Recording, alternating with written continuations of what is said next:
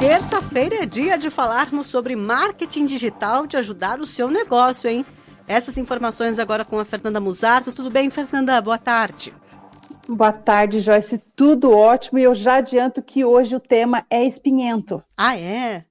É complicado. Mas complicado por quê? A gente vai falar de mídia programática. Já pergunto do que se alimenta, de que vive, do que come, enfim, conte pra gente. Que música ouve. Exato. Não, então, é um assunto bem complexo, sim. Eu não acho, eu amo, mas a gente sabe que são poucos os profissionais do mercado que fazem esse trabalho, principalmente com maestria, e as marcas, geralmente, elas contratam algumas agências para operar essa área. E há uma certa confusão sobre os termos, e é isso que a gente vai tentar explicar hoje para o ouvinte. Então, eu já adianto para o nosso ouvinte que ele anote, que ele respire fundo antes, que ele abra os ouvidos para poder entender tudo, porque eu tentei resumir sobre a mídia programática. Nada mais é do que uma compra de mídia, de anúncio, de espaço publicitário, mas utilizando software, sem o contato direto com o publisher.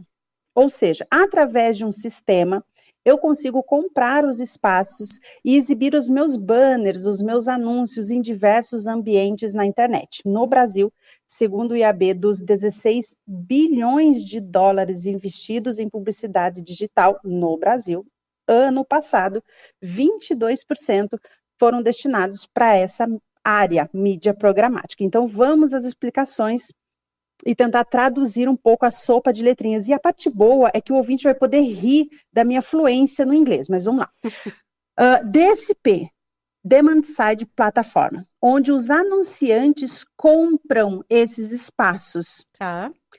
SSP, ou Supply Side Plataforma, ou Sell Side Plataforma, são as ferramentas onde os publishers vendem. O publisher são os produtores de conteúdo, são os portais. As Ad Exchange funcionam como se fosse um marketplace de inventário. Inventário nada mais é do que quando o usuário acessa um portal, por exemplo, ele vê um banner, ele vê uma propaganda, aquele quadradinho, aquele espaço, naquela posição, aquilo faz parte, é um bloco que faz parte de um inventário. Tudo isso, essa Ad Exchange, esse marketplace de inventário, tudo isso para acontecer o quê? Em tempo real, a negociação do leilão. É o RTB, o Real Time Bidding. O RTB é um leilão do espaço publicitário online e que acontece em tempo real, como o nome mesmo já disse. Então, o que acontece? Os publishers configuram as suas SSPs ou as Ad Exchanges para dispor dos seus inventários, que seriam seus espaços, e estipulam suas regras de preço. Quando você entra no portal, aqueles espaços, né, como já comentei, aqueles banners são acionados. Já o anunciante, a marca que quer exibir o banner em diversos ambientes, eles configuram as suas DSPs e também as suas estratégias, banners, orçamentos e lances. Então, eles têm ambientes diferentes para o nosso ouvinte entender. Quando você pede um Uber, um 99, alguma coisa, você usa um aplicativo, mas se você é motorista, você usa outro aplicativo. Então, é mais ou menos isso. Então, se você é um publisher, você usa uma ferramenta. Se você é um anunciante, você usa uma outra ferramenta. Na prática, como que funciona? O usuário, quando ele acessa um portal, por exemplo, a Exchange chama o inventário junto dos lances e aí ocorre o RTB, que é o leilão. As DSPs cruzam inventário versus lance. E aí o lance vencedor ganha, então é exibido o display, o banner. Mas isso acontece entre o usuário digitar e acessar, ou seja, ocorre em milésimos de segundo. Super rápido. Milésimos de segundos real oficial.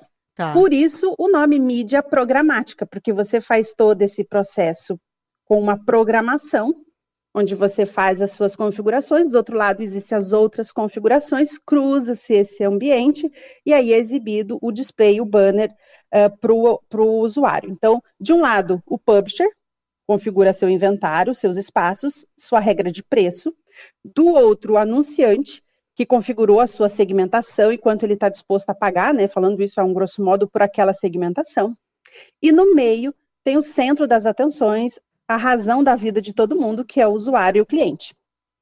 Com base Na coleta dos dados de comportamento de navegação, as DMPs é outra ferramenta, é outro nome. Data Management Platform, essa minha pronúncia é maravilhosa. É possível, reforçando, né, novamente, que usando esses softwares, as informações qualitativas sobre a audiência daquele ambiente, site, portal, aplicativo ou streaming. Então, a gente usa todos esses ambientes para fazer a mídia programática. Via de regra, as estratégias da mídia programática dentro das DSPs, ou seja, dentro da área do anunciante, ele pode fazer algumas amarrações. Por exemplo, conteúdo semântico. Quer dizer o quê? O anunciante, ele quer aparecer somente em ambientes, em temas relacionados ao seu produto ou serviço. Por exemplo, eu vendo passagem aérea, quero exibir meu banner para anúncios, meus banners em conteúdos na internet que estão falando sobre portais, tipo de viagens, ou viagens com família, ou algo relacionado a algo muito direto. Então, isso está relacionado ao conteúdo semântico. A whitelists são listas de sites que você sabe que são relevantes para o seu negócio. Então, eu já tenho conhecimento de quais são os sites que são importantes para o meu negócio e que atingem o meu público. Ou ainda, configurações e estratégias que se baseiam em informações de demografia do usuário ou interesse e intenção de compra, que é a Third Party Data. E aí você vai realmente configurar gênero, faixa etária, o que compra e o que se interessa por quais temáticas. Você pode também, dentro de uma estratégia de mídia programática, utilizando a DSP, fazer uma lista de contatos. E aí você tem uma lista de clientes e onde você vai poder encontrá-los durante a navegação na internet. E o retargeting, que são as tags instaladas no site dos anunciantes que permitem mapear o usuário para impactá-los posteriormente enquanto eles navegam na internet. E tem alguns estudos que fazer ações de retargeting pode chegar a aumentar uma conversão de até 225%. Então, resumindo, mídia programática é o uso do sistema para fazer mídia paga online em diversos ambientes na internet. Quer dizer que o seu post impulsionado no Insta não é uma mídia programática. Assim como você fazer o seu Google Ads não é uma mídia programática. A mídia programática elevamos os anúncios a um outro patamar. Captou? Captei. Porque na hora enquanto você falava, justamente, a primeira coisa que eu já lembrei foi justamente anúncio ali no Facebook Ads, Google Ads, enfim. Porque você marca essas questões, algumas que você citou. Mas a gente está falando de cruzamento mesmo de todos esses critérios para não ficar só ali numa plataforma. Isso, e você não fica só em uma única plataforma. Lembrando que Google Ads, ele é bem emblemático, principalmente na questão de mídia programática, porque foi ele quem trouxe essa automação de compra, porque antigamente você tinha que ir de porta em porta para tentar fazer a exibição, fazer a contratação dessa mídia. Hoje não, hoje é tudo automático, graças muito do caminho aí que o Google Ads abriu. Então, a mídia programática não é fazer post patrocinado e não é fazer Google Ads. Isso aí são ferramentas e são outras formas de fazer mídia paga. Programática é outra coisa e você vai precisar usar aquelas ferramentas de siglas infinitas, DSPs, SSPs ou as Ad Exchanges. A grande questão é justamente, como você disse, leva a um outro patamar, então, todo o seu trabalho. Isso, mas não quer dizer que não sejam para todos, tá? Você consegue fazer mídia programática com um valor um pouco menor, né? Não precisa de valores expressivos ou um orçamento mais robusto, mas é importante que quem opere isso tenha noção do que está fazendo. E também não pode ser feito como se fosse um post no Instagram que você vai rodar alguns dias. A mídia programática, normalmente, ela demora um pouco mais para calibrar, para realmente pegar embalo, vamos dizer assim. Ela demora aí pelo menos uns 30 a 45 dias de ajustes realmente para que ela possa performar mais e melhor. Então, a gente está falando de prazos já de médio a longo prazo para você ter resultados mais substanciais. E lembrando que ela está envolvida a todos os outros ambientes na internet. Aí você vai colocar o seu conteúdo em outros portais, em outros lugares, aplicativos, streamings, enfim, você amplia bastante o seu leque. Deu para entender? Entendi. Aí você também vai aparecendo em outras plataformas, em outros sites, enfim, que não sejam o seu. Exatamente, e você consegue fazer isso com o Google? Consegue, mas não dessa forma de mídia programática. Ele vai ter só a rede dele, a rede de parceiros dele e a rede dele.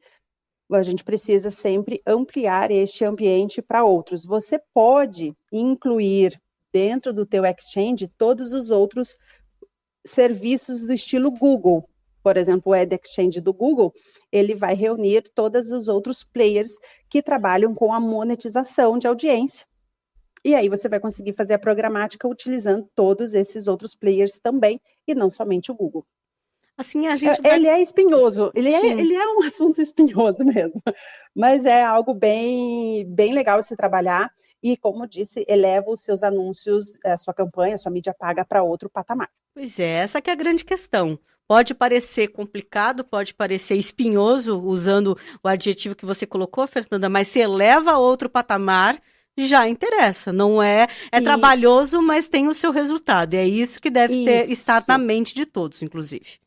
Exatamente. O custo-benefício, você vai conseguir trabalhar com a sua verba, fazer uma distribuição de verba muito mais equilibrada, sem ficar na dependência só de 2 players, e você vai fazer exatamente buscar aquele usuário naquele lugar onde ele realmente consome, onde ele realmente utiliza, e de repente em alguns ambientes que de via direta você não conseguiria, porque de repente eles teriam valores muito mais substanciais para você trabalhar. E dessa forma você consegue inserir o seu banner, a sua propaganda em portais com volumes bem mais significativos de audiência, né, de acessos. E aí é o teu banner, sua marca sendo colocada em lugares específicos que você tem certeza que é o seu público-alvo, o seu cliente de fato está ali dentro. Você vai buscá-lo praticamente pensando ele num palheiro, assim, eu quero este aqui, eu vou conseguir de uma forma muito mais precisa e, claro, o retorno em cima disso também pode ser muito mais